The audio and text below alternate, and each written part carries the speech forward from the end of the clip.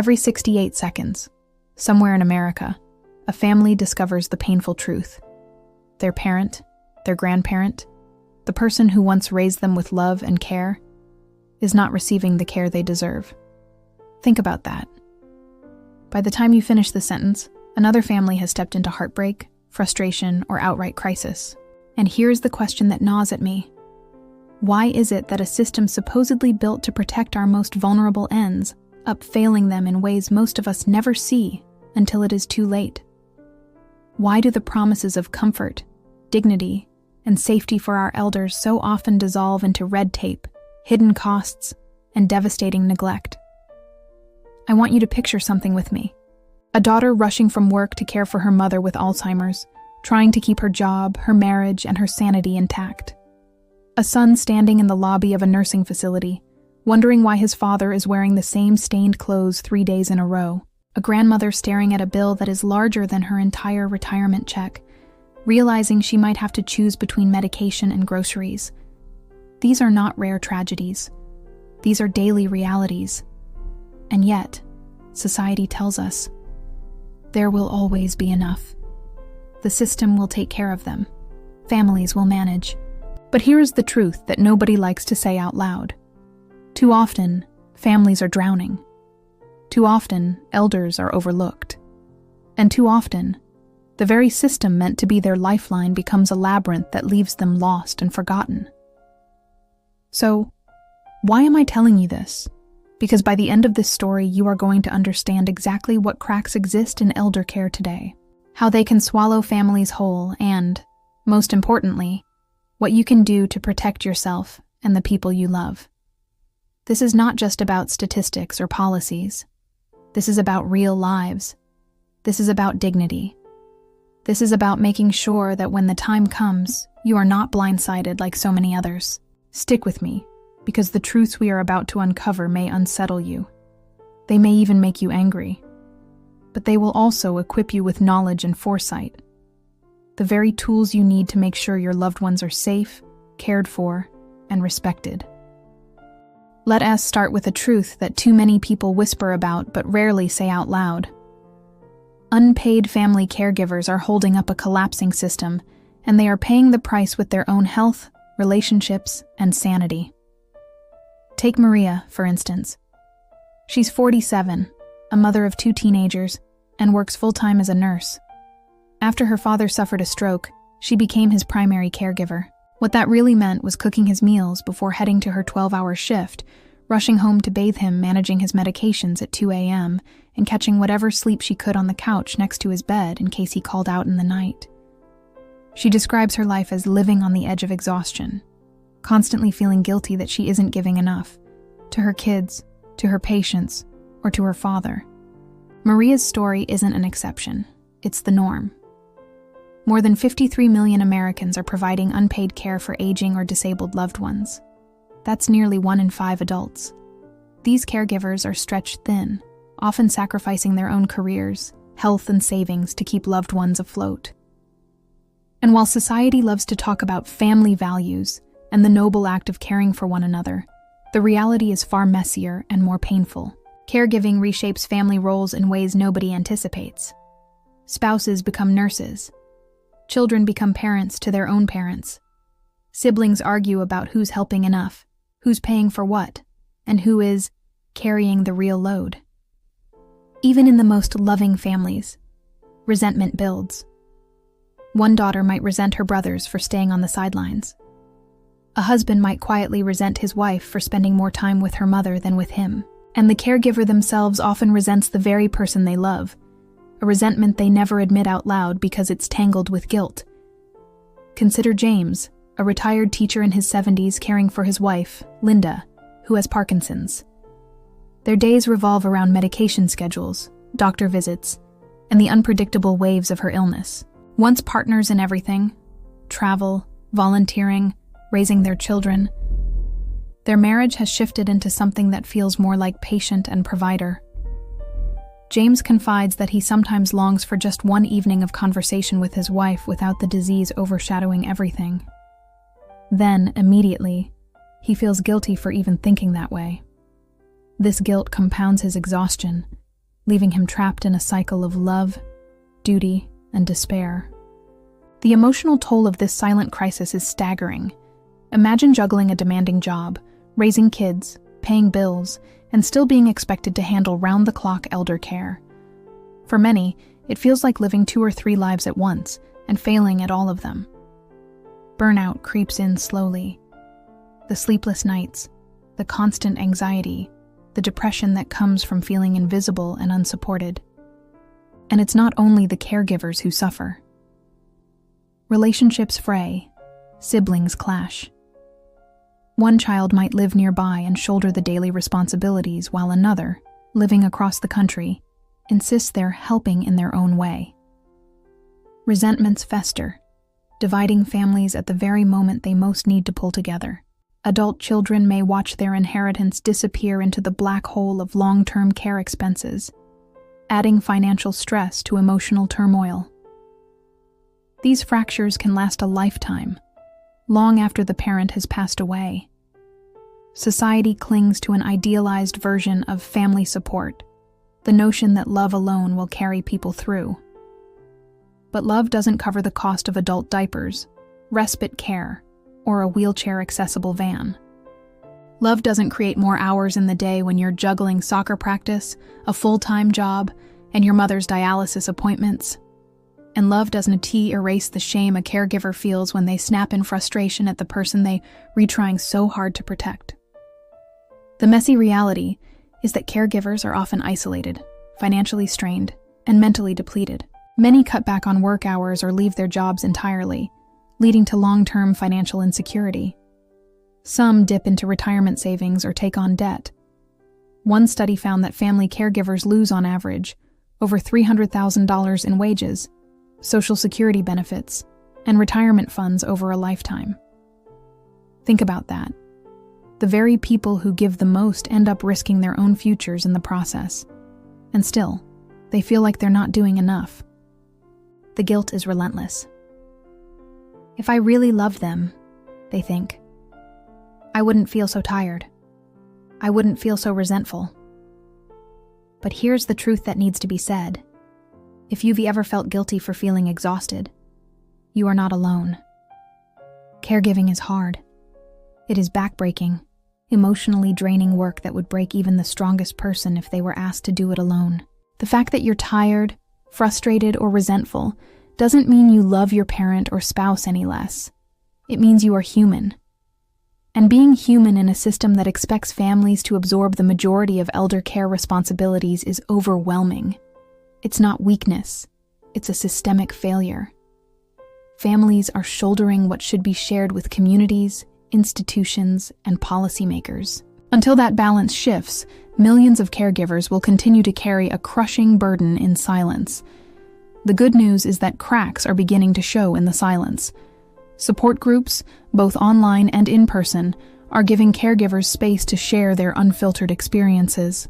Policy conversations are happening around caregiver tax credits, paid family leave, and expanded respite programs. Employers are slowly, though not quickly enough, realizing that supporting caregiving employees isn't charity, it's survival for their workforce. Still, the gap between what's needed and what's provided remains vast.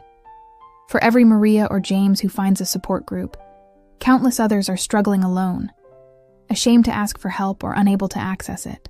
For every family that manages to pool resources to hire a home health aide, there are 10 more silently drowning in medical bills. This is the unseen crisis at home, invisible to those not living it, but devastating for those who are. And by pulling back the curtain, we can begin to dismantle the myth of endless family support and acknowledge the need for real solutions. Because no one, no daughter, no son, no spouse, should have to destroy themselves just to keep the person they love alive and cared for. The question now is not whether this crisis exists. It does. The question is, will we keep looking away? Or will we, as families, communities, and a society, finally acknowledge that caregiving is not just a private duty, but a public responsibility?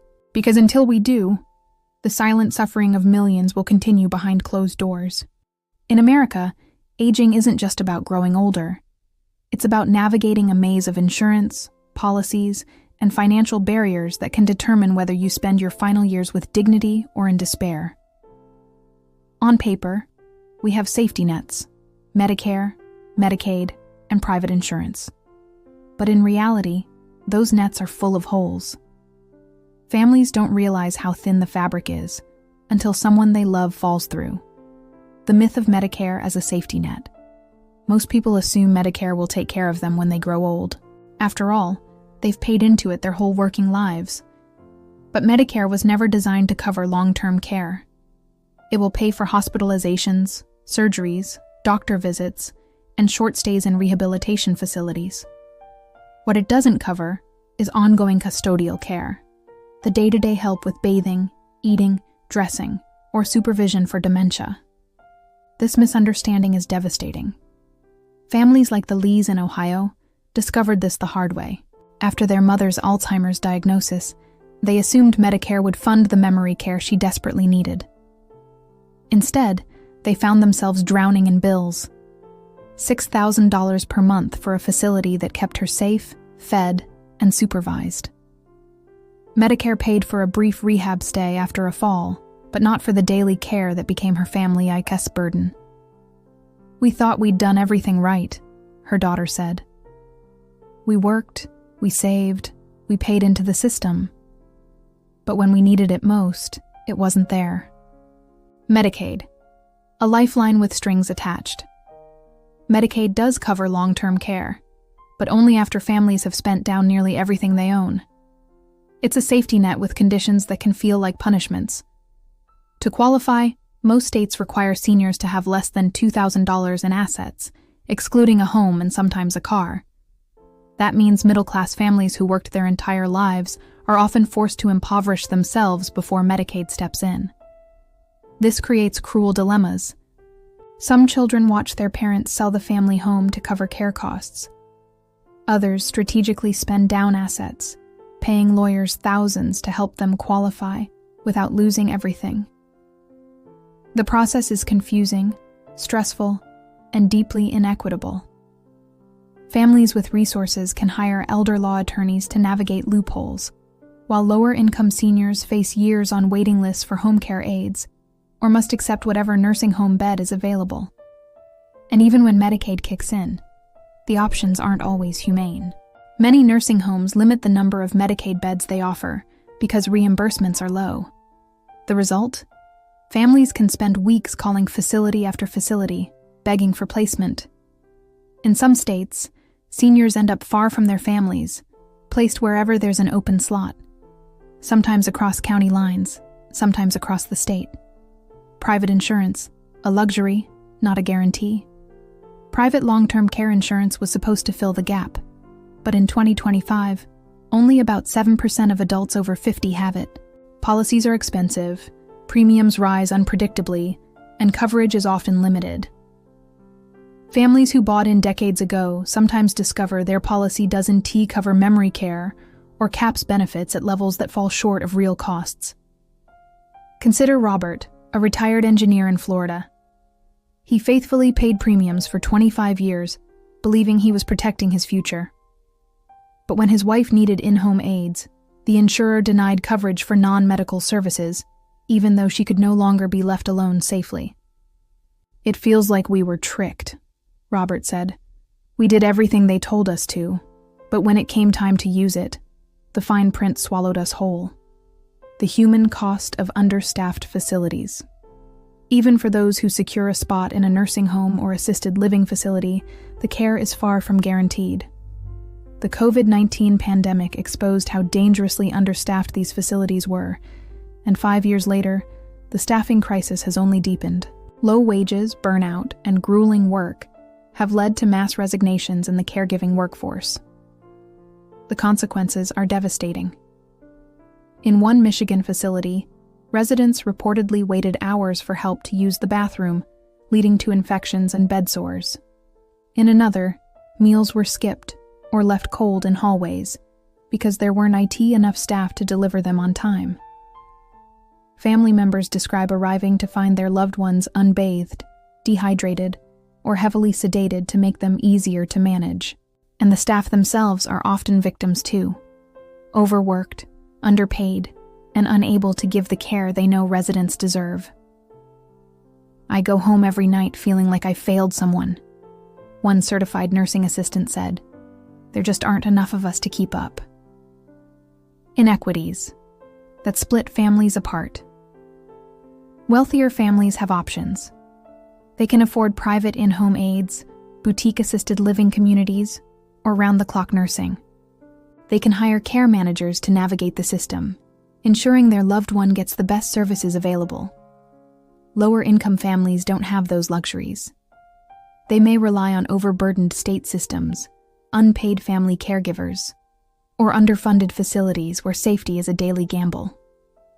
This disparity creates two Americas of aging.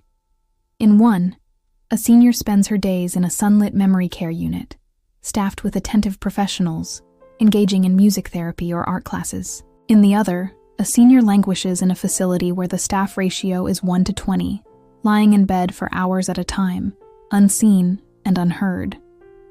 Both are technically receiving care, but the experiences could not be more different, and the inequities ripple outward. Wealthier children can keep their jobs, careers, and savings intact while paying for professional care. Lower-income children are more likely to leave the workforce to care for their parents, sacrificing their own futures in the process. These patterns reinforce cycles of poverty and privilege across generations. Complexity turned crisis. The most tragic part of this story is that the system's complexity itself causes harm. Families are forced to become full-time advocates, policy experts, and accountants, on top of being caregivers. They spend endless hours on hold with insurance companies, fighting denials, filling out Medicaid applications, or deciphering bills written in medical jargon. Every hour spent wrangling the system is an hour stolen from their loved one's bedside, and mistakes are costly. Miss a deadline, misunderstand a rule, or choose the wrong facility, and the consequences can be catastrophic. People lose homes, families fracture, and seniors suffer neglect, not because their loved ones don't care, but because the system is designed to trip them up. This is life and death. At its core, this isn't just about policy. It's about life and death. It's about whether an older adult gets the medication they need, the food they deserve, or the dignity of being clean and safe. It's about whether family members collapse under the weight of impossible choices. It's about whether we, as a society, believe aging should be borne as a private burden or supported as a public responsibility. Every delayed reimbursement, every denied claim, every understaffed shift reverberates into real lives. It means someone waits in pain for hours. It means a daughter misses work and a paycheck because the aide did not show up. It means a family sells the home their parents built to cover costs that should never have fallen solely on their shoulders. The cracks in the system are widening, and millions of Americans are falling through. Until we confront the failures of Medicare, Medicaid, and private insurance, and address the inequities baked into long-term care, we will continue to sacrifice the health and dignity of older adults and their families. The question is not whether we can afford to fix this system. The real question is whether we can afford not to. Because behind every statistic is a human life, and in this crisis, the stakes are nothing less than survival. When we talk about aging in America, we often use gentle words: golden years, retirement, rest. But for millions of families, those words feel like a cruel joke. The truth is that aging comes with a price tag so staggering, it can bankrupt even the most careful planners. And at the heart of this crisis is one haunting question. When did caring for elders become more about profit margins than people? Let's start with the numbers. In 2025, the average cost of a private room in a nursing home is over $9,500 per month. Assisted living averages around $5,000 to $6,000. Home health aides, often the cheaper option, can cost $30–40 an hour, which quickly adds up to $8,000 or more per month for round-the-clock coverage. Memory care facilities designed for people with Alzheimer's or dementia often run higher than all of these. Now put those figures against the reality of retirement savings. The median retirement account balance for Americans approaching retirement age is less than $90,000. Even if you've saved more than average, that money evaporates fast when monthly bills climb into 5 figures. 1 year in a nursing home can wipe out decades of savings. 2 or 3 years can drain everything, leaving families scrambling. Consider David and Eleanor, married for 52 years. David worked as a mechanic, Eleanor as a school secretary. They raised 3 children, paid off their modest home, and retired believing they'd earned a simple, peaceful life. Then Eleanor was diagnosed with dementia. At first, David managed her care at home. But as her condition worsened, she wandered at night, forgot how to swallow, became fearful and aggressive. He could no longer keep her safe. He toured memory care facilities. The first quoted $7,800 a month. What choice did he have? Exhaust himself to the point of collapse trying to keep her home? Pay until he had nothing left, and then beg Medicaid for help? Or settle for a facility with a grim reputation because it was all he could afford? None of those options felt like honoring his wife, or the life they'd built together. This is the ethical crossroads families confront every day. Do you bankrupt yourself for quality care, knowing you may leave your spouse or children with nothing? Do you accept cheaper, inadequate care, gambling with your loved one's safety and dignity? Or do you try to shoulder the work yourself, sacrificing your health, career, and relationships? These are not hypothetical dilemmas. They are lived realities. Families cut back on groceries, delay medical care for themselves, sell homes, and take second jobs, all to pay for elder care. Some siblings fight bitterly over money, splitting families apart. Others quietly resent the parent they love because the cost of keeping them safe is destroying everything else. The system makes this worse by operating like a business first, a caregiving network second. For-profit nursing homes now dominate the industry, with shareholders to satisfy and quarterly earnings to meet. That means staffing ratios are trimmed, corners are cut, and fees are padded. Families see charges for services that never happened, $40 for a 5-minute check-in, $15 for Tylenol. Even nonprofit facilities often raise rates yearly, citing rising costs. And insurance companies, with their fine print and denials, play the same game, extracting premiums for decades, then dodging responsibility when care is needed most. The entire structure seems designed to squeeze families dry until they have nothing left, and then hand them over to Medicaid as a last resort. It's easy to think about this in numbers, but behind every bill is a life. Behind every cost calculation is a sleepless daughter wondering how she'll make rent and still pay Mom's care bill. Behind every insurance denial is an elderly man left in a facility where no one answers when he calls for help. David's story is one of thousands. In the end, he chose a mid-range facility for Eleanor, using their savings to cover the first year. By year 2, he had sold their home. By year 3, he had nothing left, and Eleanor was moved to a Medicaid bed in a facility far across town. David visits every day, bringing her flowers from his garden. He still feels guilty. "I promised to take care of her," he says quietly. But the system made that promise impossible. This is what it comes down to: dignity. Do our elders deserve to spend their final years clean, safe, and cared for, without bankrupting the families who love them? Or do we accept a system where quality care is a luxury for the wealthy and a gamble for everyone else? The current model is unsustainable, not just financially, but morally. When people who spent their lives working, raising families, and paying into the system end up destitute or neglected, we have to ask, who is this system really serving? Because right now, it's serving corporations, shareholders, and executives. It's padding profit margins at the expense of people who can no longer speak up for themselves, and it's crushing the families who try to do right by them. The price of dignity should not be this high. We cannot keep forcing families into impossible choices between financial ruin and basic human care. It is time to ask, and demand, better. Because aging is not a private failure or a personal problem. It is a universal experience, one every single one of us will face if we are lucky enough to live long enough. And if we do nothing, we are condemning ourselves, our children, and our grandchildren to the same impossible choices. David S. words echo the truth too many are living. It shouldn't cost everything just to let someone die with dignity. The question is no longer whether we can afford to fix the system. The question is whether we can afford not to. There are parts of the elder care story that people whisper about but rarely confront head-on. They are uncomfortable, painful, and sometimes too raw to bear. But ignoring them doesn't make them go away. It only deepens the silence and allows suffering to continue in the shadows.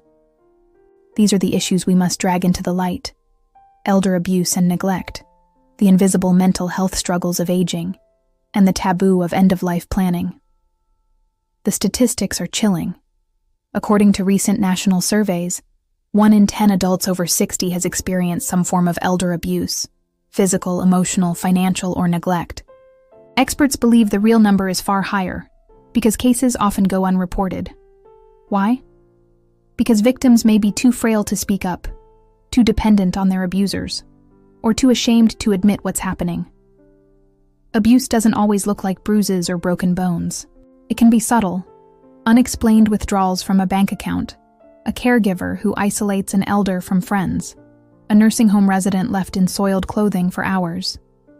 These signs often masquerade as normal aging or get brushed off as miscommunication. Families, overwhelmed and trusting of institutions, may miss them altogether until it's too late. Behind the statistics are devastating stories. A retired teacher whose grandson siphoned her savings. A veteran whose nursing home left him dehydrated and bedbound. A grandmother who was slapped and berated by the aide who was supposed to protect her. Abuse can come from strangers, but heartbreakingly, it often comes from family members stretched thin by caregiving stress or struggling with addiction. The silence surrounding elder abuse is the perfect camouflage for perpetrators. And unless families learn the signs, sudden changes in mood, unexplained injuries, missing possessions, caregivers who discourage visits, the abuse remains invisible. Abuse is only part of the hidden suffering. Even in the absence of maltreatment, many older adults live with an invisible burden, profound mental health challenges. Aging is not just about the body slowing down, it's about the world shrinking. Friends pass away, independence slips away. The home once filled with voices becomes unbearably quiet. Isolation is a health crisis in itself. Studies show that loneliness can be as deadly as smoking 15 cigarettes a day. Yet millions of older adults live alone, sometimes going days without meaningful human contact. Depression among seniors is frequently dismissed as just part of getting old, but it isn't. And untreated, it erodes both quality of life and physical health. The loss of independence is perhaps the hardest blow. Imagine being told you can no longer drive, cook, or even bathe yourself without help. For many, these changes trigger feelings of worthlessness, anxiety, and grief. Seniors who once led active, purposeful lives find themselves reduced to patient files and medication schedules. This mental health crisis demands more than prescriptions. It requires human connection, validation, and opportunities for elders to continue contributing meaningfully. Yet our current system rarely prioritizes these needs. Emotional well-being is treated as secondary, when in reality, it's central to dignity. Perhaps the most avoided subject of all is end-of-life planning.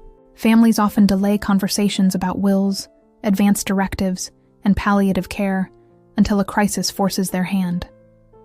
By then, decisions are made in chaos and fear, often leading to conflict or guilt. But here's the truth. Talking about death is not morbid. It's empowering. An advance directive can give someone control over their medical care even when they can't speak. A will can prevent bitter disputes and ensure that a lifetime of work is passed on as intended.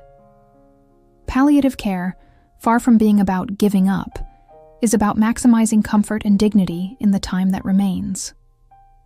The problem is cultural. We are conditioned to avoid these conversations, as if discussing death will somehow invite it sooner. Yet the silence leaves families unprepared. When the moment comes, they are left guessing. Would dad want resuscitation? Would mom want aggressive treatment? Or would she prefer comfort at home? Guessing wrong can haunt survivors for years. By reframing these conversations as acts of love and protection, we can shift the narrative. They aren't about giving up hope. They are about respecting choice, ensuring peace, and reducing suffering. Elder abuse, untreated mental health struggles, and avoided end-of-life planning may seem like separate issues, but they share one root: the erosion of dignity. Abuse strips dignity through harm and betrayal.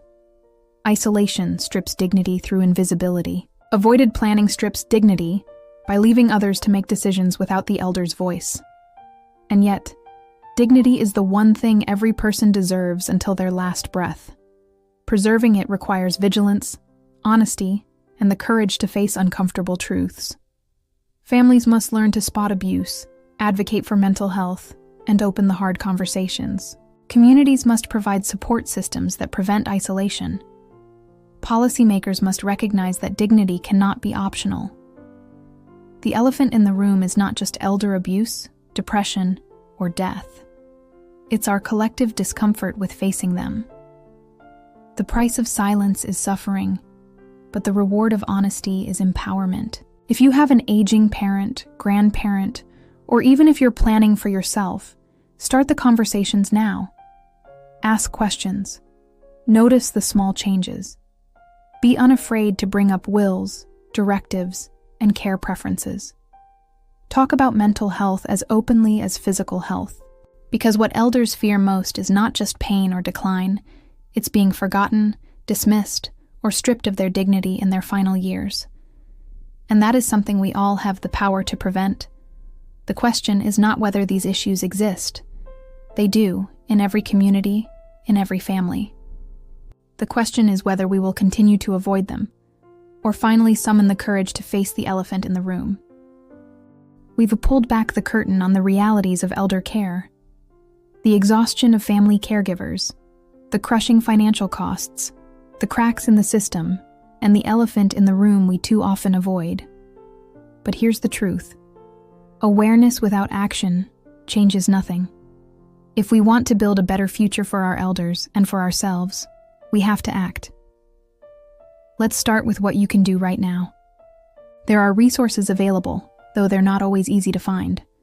Caregiving hotlines and support networks, like the Family Caregiver Alliance and the Elder Care Locator at 1-800-677-1116, provide immediate guidance, emotional support, and referrals to local services. Financial resources, such as Medicaid's home and community-based services waivers, state respite grants, and nonprofit organizations, can help families manage costs. It takes persistence, but tapping into these options can ease some of the pressure. And advocacy and watchdog groups, including AARP, the National Consumer Voice for Quality Long-Term Care, and local ombudsman offices, fight for seniors' rights and offer ways to report abuse or neglect. These tools don't solve everything, but they can give families a lifeline in moments that feel impossible. But let's be clear, private solutions won't fix a broken system. Families can't carry this alone. We need systemic change, and that starts with us demanding it. Federal and state budgets must prioritize elder care with the same urgency we give to education and defense. Nursing homes and care facilities need stricter staffing requirements, transparent pricing, and real accountability for abuse or neglect. And policies must guarantee that seniors, regardless of income, can access safe, respectful, and compassionate care without bankrupting their families. Change will not come from institutions alone. It will come from citizens who refuse to accept neglect as just the way it is. We don't have to settle for this broken model. Across the world, innovative approaches are already reshaping elder care.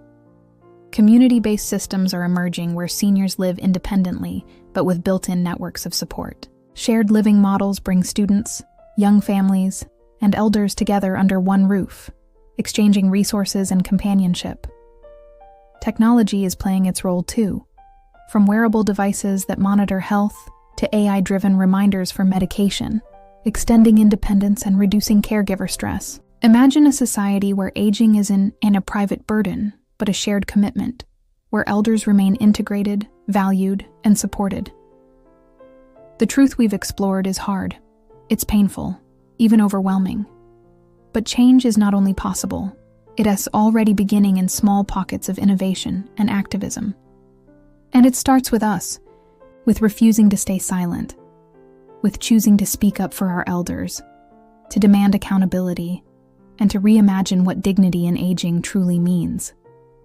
Because someday, if we are lucky, this fight will be about us too.